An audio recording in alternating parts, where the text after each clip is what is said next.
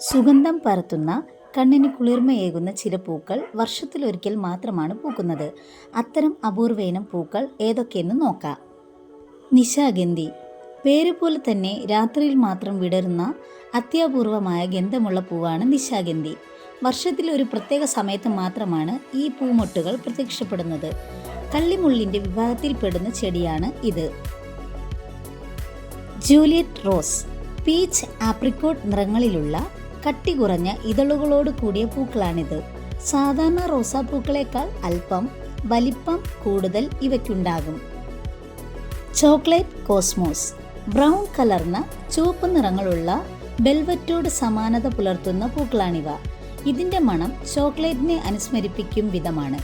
വേനൽക്കാലത്തിൻ്റെ അവസാന നാളുകളിൽ വൈകുന്നേരം മാത്രമാണ് ഇത് പൂക്കാറുള്ളത്. നീലക്കുറിഞ്ഞി. 12 വർഷം കൂടുമ്പോൾ മാത്രം പൂവിടുന്ന സ്ട്രോബിലാന്തസ് കുന്തിയാന ഇനത്തിൽപ്പെട്ട ചെടിയാണ് നീലക്കുറിഞ്ഞി. പശ്ചിമഘട്ട മലനിരകളിലും പുൽമേടുകളിലുമാണ് ഇത് വ്യാപകമായി കണ്ടുവരാറുള്ളത്. നീല നിറത്തിലുള്ള വളരെ കട്ടികുറഞ്ഞ പൂക്കളാണ് ഇതിനുള്ളത്.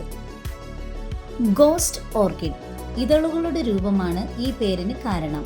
കൂടിയ താപനിലയിലും ഈർപ്പമുള്ള അന്തരീക്ഷത്തിലും മാത്രമേ ഇത് വളരാറുള്ളൂ.